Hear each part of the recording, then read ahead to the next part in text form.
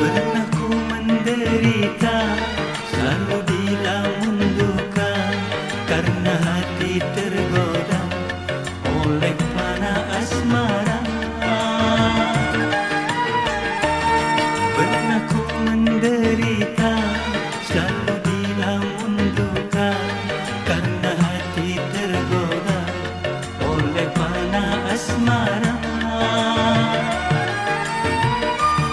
Hati menjadi gelisah karena pikiran tercurah selalu kepadanya. Janganlah aku kau rela, janganlah